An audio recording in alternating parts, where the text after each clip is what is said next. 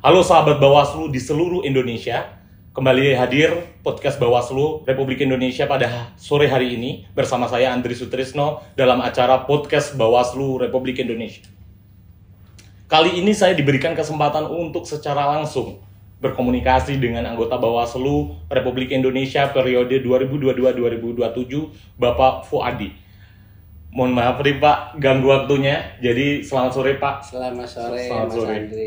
Sehat Pak, alhamdulillah. Alhamdulillah sehat selalu. Kali ini kita tim podcast Bawaslu RI mencoba untuk sharing dengan Bapak, mencoba untuk diberikan kesempatan untuk berbincang-bincang langsung bersama Bapak. Sebenarnya di sela-sela kesibukan Bapak ini kita mencoba pengen tahu itu sebenarnya apa sih kewenangan Bawaslu Republik Indonesia. Apa jangan-jangan kita hanya mengawasi saja, ternyata ada juga untuk bisa menyelesaikan permasalahan secara hukum seperti yang saat ini Bapak komandoi ya, penanganan pelanggaran dan datin. Apa sih Pak sebenarnya yang dilakukan oleh teman-teman di bagian penanganan pelanggaran dan datin itu seperti apa Pak? Ya, yang pertama saya perlu sampaikan bahwa Undang-Undang 7 tahun 2017 mengamanatkan kepada seluruh penyelenggara pemilu, pengawas pemilu ya, untuk tetap konsisten menjalankan tugas dan kewenangannya sebagaimana diatur di ketentuan pasal 93. Pertama, Bawaslu melakukan proses apa yang disebut pencegahan. Dia melakukan proses sosialisasi, kemudian melakukan proses pengawasan. Nah, di dalam proses pengawasan itu apabila kita mengenal istilah ya adanya dugaan-dugaan pelanggaran, maka kita harus melakukan proses apa yang disebut penindakan ya. Jadi yang disebut apa yang disebut cegah dan tindak ya, upaya-upaya pencegahan ya, apalagi kan sebelumnya kita sudah membuat apa yang disebut indeks kerawanan pemilu ya. Setelah dibuat indeks kerawanan pemilu terhadap kerawanan dalam konteks pencegahan dini, nah dalam perjalanannya dalam pengawasan pemilu diduga adanya dugaan pelanggaran, ya maka kita melakukan proses penindakan. Nah, pintu masuk penanganan pelanggaran ini kan kita mengenal istilah, ada istilah temuan, kemudian ada istilah laporan. Nah, temuan itu kan pengawasan aktif, pengawas pemilu. Jadi apapun yang dimaksud dengan informasi awal ya, dari masyarakat, kemudian informasi awal tersebut, maka Bawaslu melakukan penelusuran, gitu. Penelusuran, kemudian pendalaman untuk memastikan apakah informasi awal itu terdapat adanya dugaan pelanggaran atau tidak. Ini panjang ceritanya nih, kalau mau bicara tentang kalau kita kuliah ini bisa berapa SKS Pak? 4 SKS ini ya. Lebih dari 4 SKS karena ya benar. Mungkin di sepanjang perjalanan tahapan saat ini Pak yang sedang berlangsung, apa yang sudah dilaksanakan atau dilakukan oleh tim Bapak yang dikomandoi oleh Bapak? Ya, pertama memasuki tahapan kampanye pada saat itu, saya menginstruksikan kepada jajaran pertama untuk melakukan membentuk apa yang disebut tim PAS ya, tim fasilitasi kaitannya tentang pengawasan kampanye. Itu yang pertama.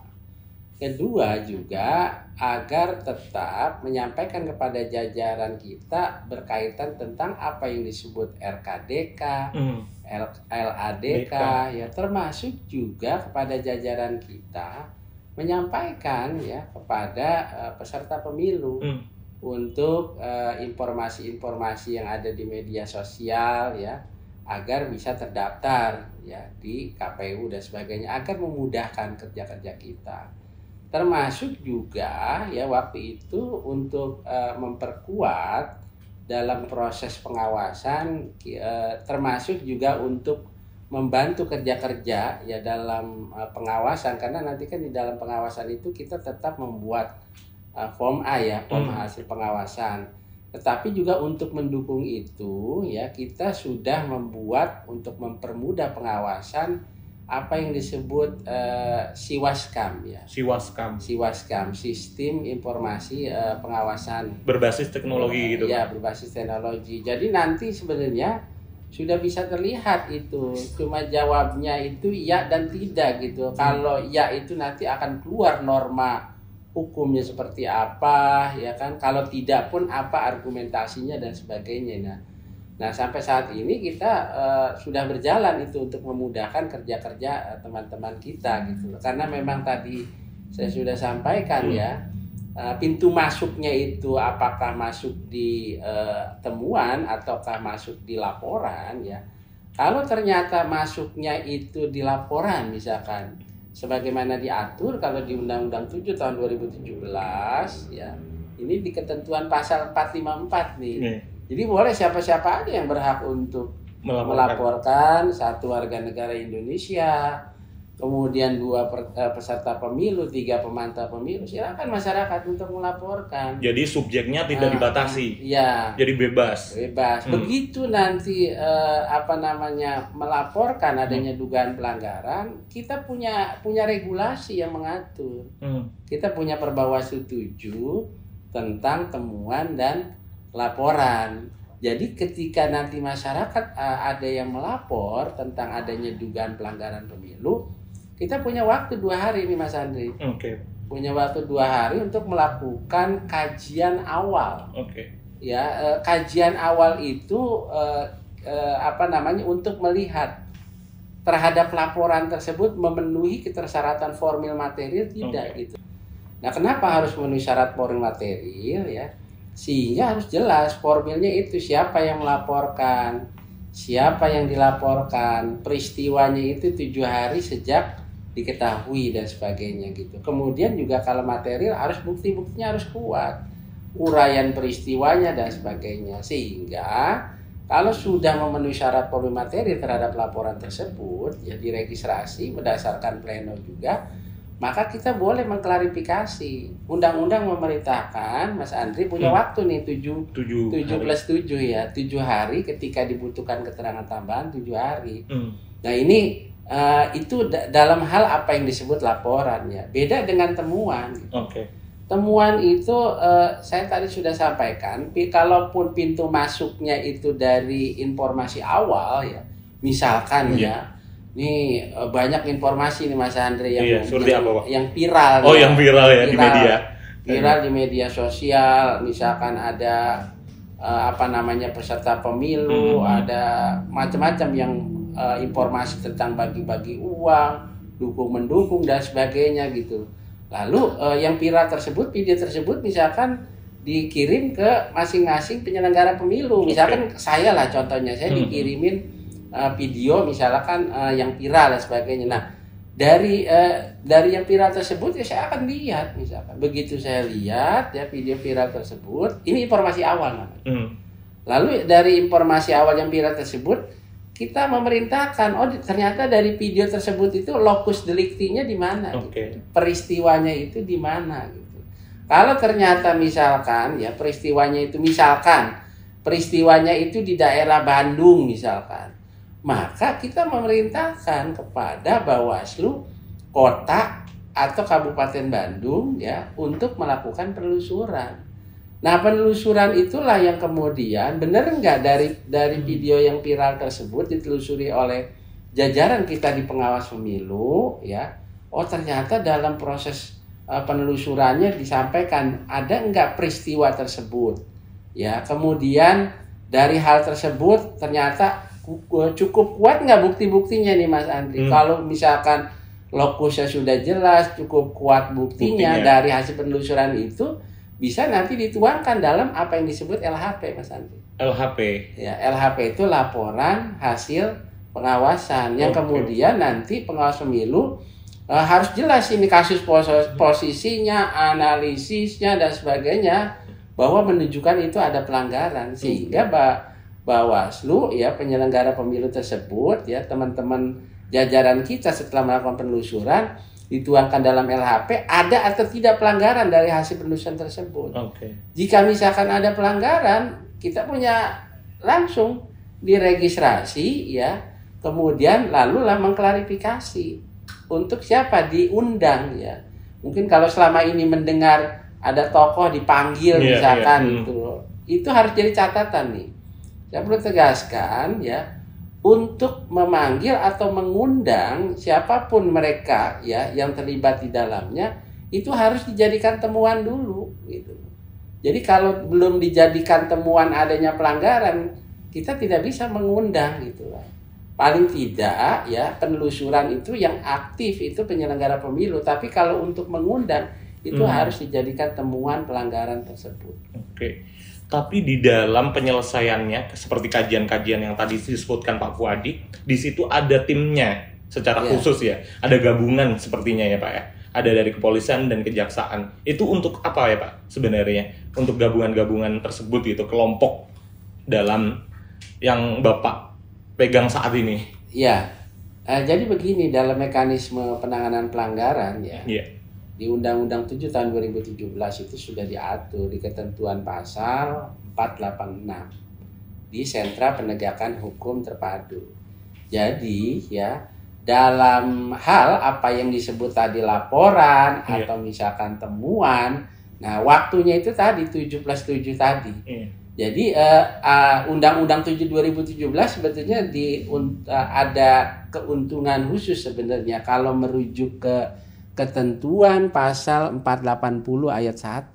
Misalkan ya dalam proses klarifikasi ini ya pelapornya diundang. Datang. Kemudian terlapornya diundang. Diundang pertama tidak datang. Kedua dia tidak datang misalkan. Kalau cukup kuat buktinya kalau merujuk ke Undang-Undang 7 2017 di ketentuan pasal 480 ayat 1 itu kita mengenal istilah in absentia. Tanpa kehadiran tersangka ini bisa jadi ditarik. Maka sebetulnya proses klarifikasi itu untuk mencari peristiwa hukum. Apakah sebenarnya masuk dalam pelanggaran etik ataukah pelanggaran administrasi atau pelanggaran pidana atau pelanggaran terhadap perundang-undang lainnya. Jadi kalau misalkan ini masuk ke ruang apa yang disebut pelanggaran pidana, maka ya sebagaimana diatur di ketentuan pasal 486 di Sentra Gakumdu, maka Bawaslu dalam proses penanganannya itu ya bersama dengan kepolisian dan kejaksaan di situ. Berarti dikualifikasikan dulu ini, dipilih-pilih dulu ya Pak ya. Setelah itu baru tim yang akan bergerak. Peristiwa hukum itulah yang kemudian akan keluar jenis pelanggarannya itu apa gitu. Jadi kalau melibatkan kepolisian dan kejaksaan itu sudah masuk ke dugaan pelanggaran pidana pemilu itu sendiri. Nah nanti pada saat proses klarifikasi itu kehadiran polisi dan jaksa sebagaimana diatur yang tadi saya sampaikan di 486 memang betul-betul kehadirannya ada untuk berkaitan tentang pemahaman berkaitan dengan apa yang disebut pidana pemilu itu sendiri gitu. Sangat mencerahkan banget Pak ini. Bukan 3 SKS lagi teman-teman, sahabat-sahabat Bawaslu yang ada di rumah. Ini luar biasa dari tadi mencoba di-spill mengenai pengertiannya dulu. Kewenangan apa saja yang sudah dilakukan oleh Bawaslu. Ternyata banyak hal yang harus diselesaikan oleh Bawaslu. Jadi bukan hanya saat pemungutan suara saja ya Pak ya. Ternyata banyak hal yang harus ditangani oleh Bawaslu. Saat ini Pak Kodiruf memang posisinya Bawaslu memasuki tahapan dan saat ini pemilu memasuki tahapan kampanye dan teman-teman dari penanganan pelanggaran dan Datin saat ini sudah menyelesaikan permasalahan hukum seperti apa yang saat ini dilakukan oleh teman-teman yang dikomandai oleh Bapak? Ya, selama memasuki tahapan kampanye hari-hari kita ini selain informasi awal yang tadi saya sampaikan berkaitan tentang penelusuran ya dari proses pengawasan ya kita juga banyak menerima laporan gitu loh. Berapa yang terregister Pak? Ya kalau saya melihat per tanggal 24 Januari ya ini kan kita update per minggu dan sebagainya. Kalau memasuki dari awal tahapan sampai sekarang itu ada 1.236 1.000? 236. Nah, dari 1236 angka yang fantastis itu ya, Pak. Itu dibagi dua lagi nih. Masuk dalam kategori laporan, masuk dalam kategori temuan gitu loh. Nah, laporannya itu ada 848 ya. 848. Kemudian ada juga kaitannya dengan tadi kan laporan ya, ada temuan. Kalau tidak salah ini hampir kalau tidak salah itu ada 388 seluruh Indonesia. Ya. Nah, ini masuk kategori temuan sehingga nanti di break ada 323 itu masuk dalam kategori laporan, kemudian di break lagi yang sudah diregistrasi ada 329 yang masuk dalam kategori temuan tersebut.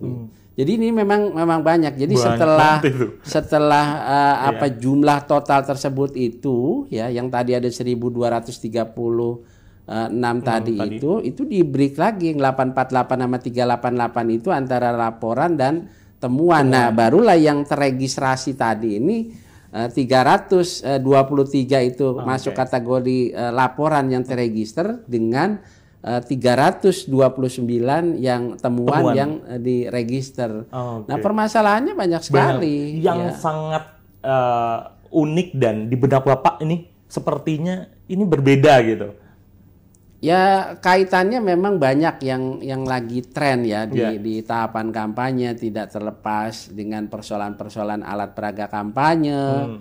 Kemudian APK, kemudian juga kaitannya tentang apa yang disebut netralitas, netralitas ASN, dukungan kepada peserta pemilu, kemudian masuk dalam ruang pelanggaran administrasi, termasuk juga kalau kita berkaca pada 2019 ya, ini juga banyak kaitannya tentang pidana pemilu itu sendiri gitu loh. Nah, ini banyak beragam macam-macam permasalahan ya. Termasuk juga tidak hanya melihat dari sudut pandang ini Mas Andri, netralitas ASN saja, termasuk juga netralitas penyelenggara pemilu gitu. Penyelenggara. Ya, beda lagi ya, Pak. Ada PPS yang tidak netral, pengawas di tingkat kecamatan dan sebagainya. Nah, inilah yang kemudian masuk ke ruang etik sehingga kita bisa mengklasifikasikan nih.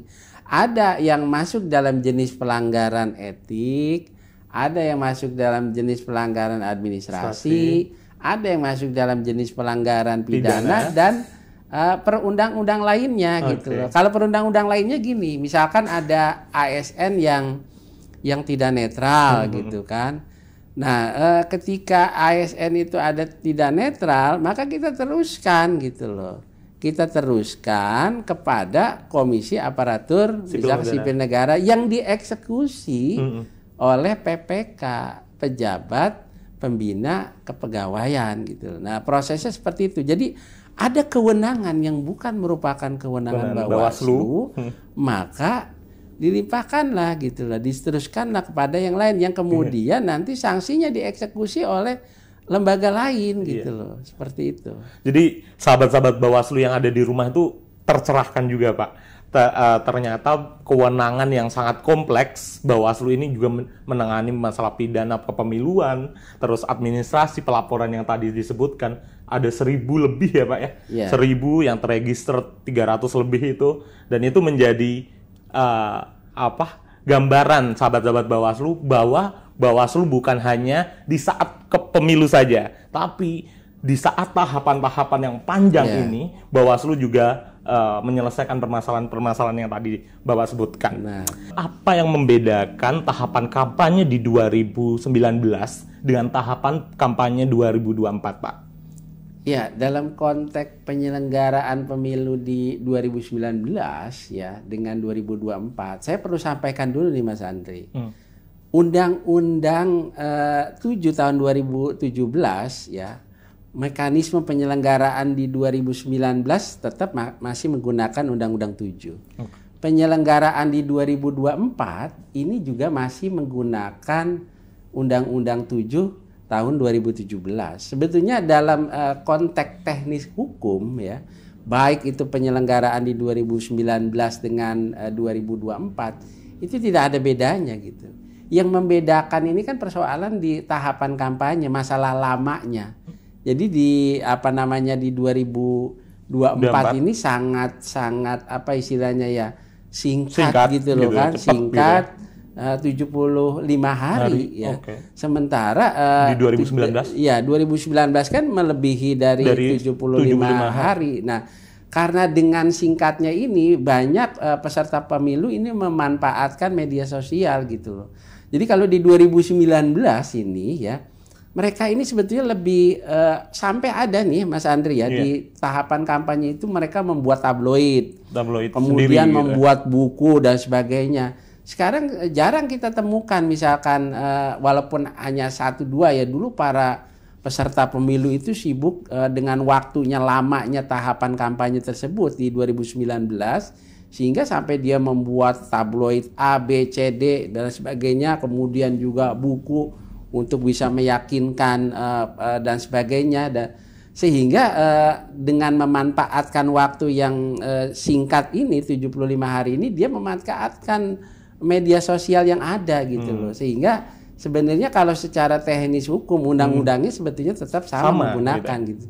Tapi memang bedanya yaitu terhadap masa di tahapan kampanye, termasuk juga ya ada beberapa revisi-revisi lah yang berkaitan tentang perubahan-perubahan kaitannya Perbawaslu-nya lah ya. Kalau undang-undangnya tetap Perbawaslu 7, Perbawaslu 8 pelanggaran administrasi juga ada perubahan, termasuk juga Perbawaslu berkaitan tentang sentra penegakan hukum terpadu yang Gakumdu dulu kan Perbawaslu 31, sekarang udah berubah jadi Perbawaslu 3 ya tahun 2023. Jadi dalam hal-hal untuk mendukung regulasi di Undang-Undang 7 di peraturan Bawaslu memang ada sedikit perbedaan, tetapi kalau undang-undangnya tetap secara teknis hukum sebetulnya tidak beda ya? Jauh dengan 2019. Okay. Sebenarnya kalau berbicara mengenai tahapan kampanye Pak Kordif, apakah ada jenis-jenis kampanye sendiri atau bagaimana Pak Kordif? Ya sebetulnya kan kalau merujuk kepada metode ya, ini kan banyak metode kampanye ya, dengan menggunakan alat peraga kampanye. Kemudian juga tatap muka, ada kampanye rapat umum dan sebagainya. Apalagi kan ini sudah mulai berjalan ini 21 hari itu ya. 21 hari ya, yang kemarin sudah berjalan dari 21 Januari nanti ya sampai 10 Februari gitu. Artinya memang KPU pun sudah menetapkan ya, kalau kita mengenal istilah hukum mungkin apa yang disebut basicing lah ya. Ada penetapan ya. Jadi kalau kemarin misalkan di luar kampanye rapat umum dan iklan, kalau kita merujuk ke Undang-Undang 7 2017 di ketentuan pasal 492 kita mengenal istilah kampanye di luar jadwal. Ini kan banyak yang misalkan dilakukan ya oleh para peserta pemilu misalkan, maka rujukannya kita masuk misalkan ada beberapa yang tidak sesuai dengan ketentuan-ketentuan yang KPU keluarkan, ini masuk di kategori kampanye di luar jadwal gitu. Sehingga nanti ada informasi-informasi apapun ya berkaitan tentang informasi awal, berkaitan tentang laporan, tetap Bawaslu konsisten untuk mengawal lewat proses apa yang disebut pencegahan tersebut. Kita mensosialisasikan regulasi kepada jajaran kita ya, kepada peserta pemilu, mana yang boleh dilakukan dan mana yang tidak boleh dilakukan. Gitu. Berbicara mengenai pencegahan, Pak Kordif, upaya apa yang telah dilakukan oleh Bawaslu, upaya preventif apa yang sudah dilakukan teman-teman dari Bawaslu untuk bisa mencegah dari permasalahan-permasalahan yang muncul? Tadi saya sudah sampaikan ya, Bawaslu mungkin ya, kita kan sudah membuat IKP, ya, Indeks Kerawanan Pemilu. Itu kan pencegahan dini sebenarnya. Itu satu. Yang kedua ya, dengan menyampaikan sosialisasi, regulasi, kemudian melakukan kegiatan-kegiatan sosialisasi kepada masyarakat, ya, forum warga misalkan, kemudian sosialisasi pengawasan anti politik uang dan sebagainya. Ini kan upaya-upaya untuk meminimalisir kaitannya dengan adanya dugaan-dugaan pelanggaran tersebut gitu loh. Ya intinya sebetulnya kita meminta kepada jajaran kita pengawas pemilu nih dari tingkat provinsi, tingkat kota, pengawas kecamatan, PKD, ya, pengawas di tingkat TPS yang sudah terbentuk kalau salah ya nanti ini harus konsisten gitu, harus menjunjung tinggi prinsip-prinsip penyelenggaraan itu sendiri gitu. Ini yang harus kita harapkan. Dengan menjunjung tinggi prinsip-prinsip penyelenggaraan, apa yang disebut prinsip jujur, adil, profesional, aksesibel, kemudian berkepastian hukum. Inilah yang kemudian teman-teman penyelenggara harus konsisten prinsip-prinsip itu dijalankan gitu loh. Sehingga ke depannya outputnya itu bisa mengafirmasi apa yang disebut keadilan pemilih itu sendiri gitu loh.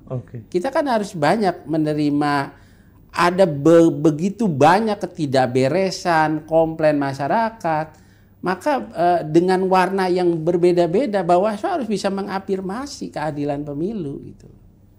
Kalau berbicara tadi Pak, permasalahan yang muncul di masyarakat, timbul segala macam, terus ada pemasangan baliho, terus spanduk yang menyalahi aturan. Respon Bawaslu seperti apa Pak? Didiamkankah atau bagaimana? Ya terkait masalah baleho ya, sebetulnya KPU kan sudah mengeluarkan, ada SK KPU ya, ada keputusan KPU, mana yang boleh dilakukan, mana yang tidak boleh dilakukan, lokasi mana dan sebagainya, semua sudah ada aturannya ya. Nah terkait Bawaslu dalam pengawasannya memang diberi kewenangan ya untuk mengawasi tahapan penyelenggaraan pemilu. Nah berkaitan tentang ya penertiban alat peraga kampanye, tentunya Bawaslu sebenarnya berkoordinasi dengan Satpol PP. Kenapa Satpol PP gitu loh? Karena Satpol PP lah yang kemudian ya ada aturannya berkaitan tentang ketertiban, terutama keindahan tata kota gitu loh. Sehingga Satpol PP lah yang kemudian dari rekomendasi pengawas pemilu untuk menurunkan alat peraga kampanye tersebut, karena itu diatur di peraturan daerah. Misalkan ada spanduk, kemudian ada alat-alat peraga kampanye yang dipasang di pohon, itu nggak boleh kan? Dipasang di tiang listrik, ya, kemudian dipasang sembarang, dipasang di trotoar yang mengganggu pejalan kaki. Ini kan bahaya sebenarnya. Sehingga melihat kondisi seperti itu, ya, Bawaslu mencoba untuk merekomendasikan kepada Satpol PP untuk menertibkan. Berarti Bawaslu itu memiliki kewenangan untuk menertibkan seperti itu? Ya kalau di aturan di PKPU 15 memang di situ berkaitan tentang ketertibannya, hanya Bawaslu bisa merekomendasikan ya. Oh, rekomendasi sifatnya ya? Ya, menyampaikan kepada Satpol PP ya agar itu bisa ditertibkan gitu loh. Sebenarnya kalau berbicara pelanggaran Pak, tren apa yang saat ini ditangani oleh Bawaslu dan apa yang mendominasi tren-tren pelanggaran apa yang biasa diselesaikan oleh Bawaslu? Ya tren pelanggaran di sekarang ya yang banyak ini kan tidak lain berkaitan tentang masalah dukung dan tidak mendukung gitu. Jadi ada misalkan ada berkaitan tentang netralitas ASN misalkan. Kemudian juga kaitannya dengan pelanggaran administrasi, kaitannya dengan netralitas penyelenggara pemilu, ada PPS, ada Panwasca misalkan yang tidak netral, kemudian juga kaitannya dengan politik uang ya. Kemudian ini banyak sekali yang tren dan ini beragam macam-macam. Hanya saja memang dari tren pelanggaran tersebut itu nanti kan diklasifikasikan. Mana yang masuk pelanggaran etik, mana yang masuk pelanggaran administrasi, mana yang masuk dalam pelanggaran pidana dan pelanggaran hukum lainnya gitu loh. Dari sepanjang yang tadi Bapak sampaikan, terus kewenangan-kewenangan Bawaslu, sebenarnya apa rintangan saat ini Bapak hadapi dalam menyelesaikan permasalahan-permasalahan yang muncul? Tantangan apa dan rintangan apa, Pak?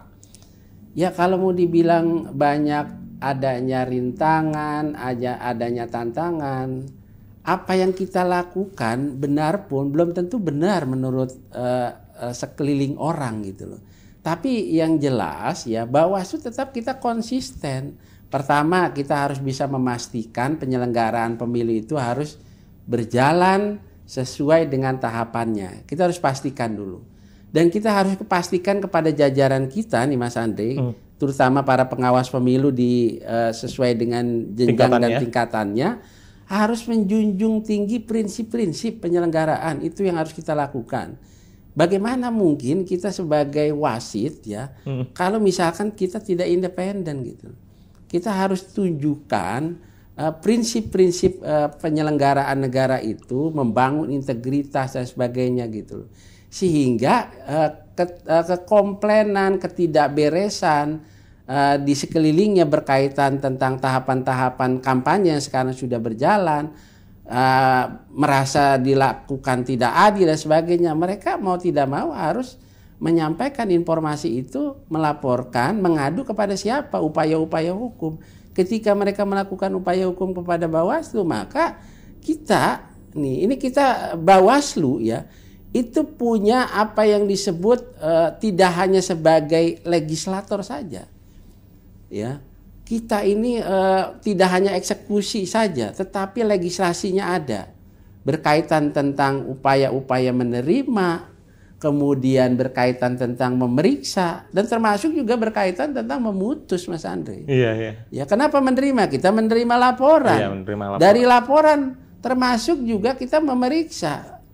Nah, di situ tidak hanya mengklarifikasi dalam konteks pemeriksaan, termasuk juga kalau sebagaimana diatur di Perbawaslu 8 tentang pelanggaran administrasi, kita punya waktu 14 hari untuk melakukan proses persidangan. Ya kan, 14 hari. Termasuk juga kalau merujuk ke Perbawaslu 9 tentang penyelesaian sengketa ketika ada upaya-upaya hukum, kita lakukan proses mediasi selama 2 hari untuk mencapaikan kata sepakat tidak sepakat. Ketika dalam mediasi tidak mencapai kesepakatan, melakukan proses apa yang disebut adjudikasi. Jadi upaya-upaya itulah Bawaslu ini bisa memutus gitu loh. Memutus apa yang dilakukan dalam proses persidangan ketika dalam proses fakta-fakta persidangan menunjukkan adanya dugaan pelanggaran apa. Apakah masuk di ruang pelanggaran administrasi ya, berkait tentang mekanisme, tata cara, prosedur ya yang tidak sesuai dengan aturan main dan sebagainya, itu masuk di ruang pelanggaran administrasi tersebut gitu. Sehingga yang saya sampaikan itu tidak hanya menerima laporan, memeriksa dan memutus, itulah yang kemudian upaya-upaya Bawaslu dalam menjalankan tugasnya itu tetap all out gitu loh, untuk menjalankan tugas dan kewenangannya gitu. Oke Pak Kordif, akan panjang pembahasan, kayaknya kita butuh episode yang kedua untuk Pak Puadi untuk menceritakan banyak hal keterkaitan mengenai pelanggaran kepemiluan, tindak pidananya, dan beberapa laporan yang sudah diselesaikan. Dan mungkin Pak Kordif untuk seluruh jajaran ada pesan-pesan? Ya, kepada seluruh jajaran pengawas pemilu ya, sesuai dengan tingkatannya, apakah di tingkat provinsi, kabupaten kota, tingkat pengawas di tingkat kecamatan, PKD, dan seluruhnya sampai pengawas TPS. Mari semangat ya, gaungkan integritas kita dalam menjalankan tugas, tunjukkan bahwa kami adalah Bawaslu tetap siap ya memastikan penyelenggaraan pemilu itu dilaksanakan secara jujur, adil dan berintegritas. Jadi kepada seluruh jajaran tetap membangun konsisten dan amanah ini dengan baik, agar penyelenggaraan pemilu 2024 berjalan dengan baik dan bermartabat.